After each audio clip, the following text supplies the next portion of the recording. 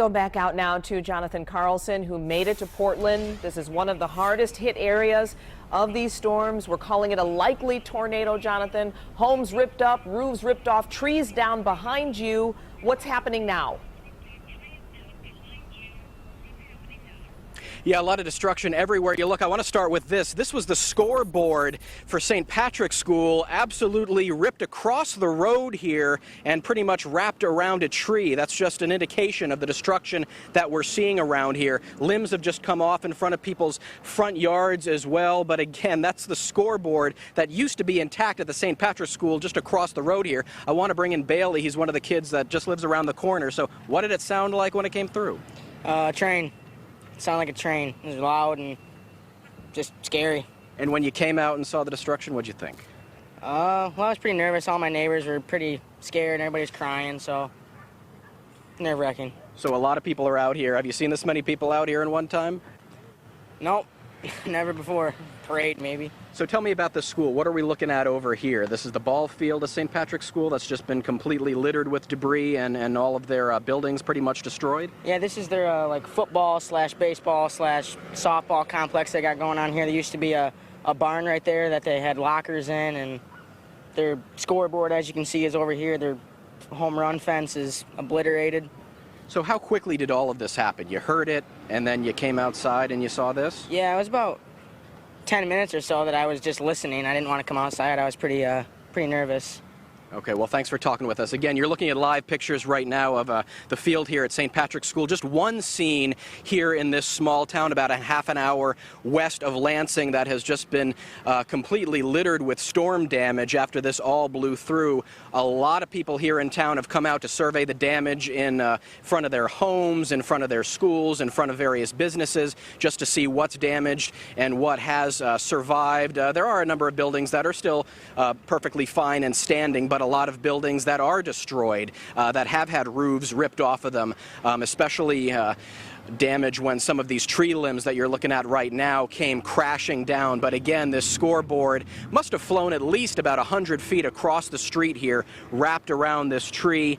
We have businesses over here that have had their roofs ripped off. It looks like it's an ATM in the front and something else in the back here. Lots of damage to this business here. And as we pan around, you can see more people that have come out to survey the damage. And this is one of the neighborhoods as you come into town where you can just see some massive destruction. A house off in the distance there that had its roof completely ripped off, as well as its siding.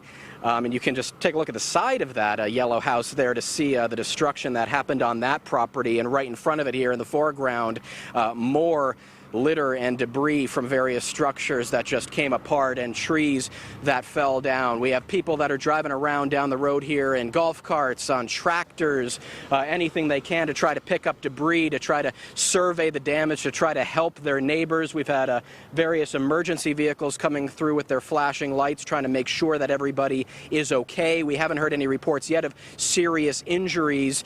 That is the good news, but they are out right now making sure that everybody is okay. As you're looking at these live pictures of all of this immense damage, you can imagine that it's possible that some people were hurt in this. So we're waiting to get more information on just how everybody is doing. But the community here really coming together, as you see in these live pictures right now, people just coming across here, like to this school field, to try to help out, to do whatever they can, to try to pick up the debris, to try to use the cliche, pick up the pieces as this thing came through here right now. But this is just the first main part of town that we came to, and we just stopped after seeing this immense damage. We understand there are other parts of this small town that have extensive damage as well. A Goodwill that had its roof completely blown off, and people were actually trapped inside. The good news, they were rescued after this came through. But again, a chaotic scene here, a measured scene. People aren't freaking out, so to speak, but it is chaotic when you just look at the damage that has resulted at some of these businesses and homes. These people are going to have a lot of cleanup ahead of them. So we're going to go around town and try to survey more of the damage, and as we get more video, we will of course bring it to you. But for now, we're live in this small town. We'll send it back to you in the studio. All right, Jonathan, we know you just got on the scene and you're showing us all types of damage, but like that young man said, I'm sure a lot of people were too afraid to come out because he said it sounded like a train, as tornadoes do. And Dave Rexroth just told us he thinks it is a likely tornado. So we don't know if there have been any injuries, but Jonathan is going to gather much more information for us and report back to us. Those live pictures showing people literally picking up the pieces. We'll be right back.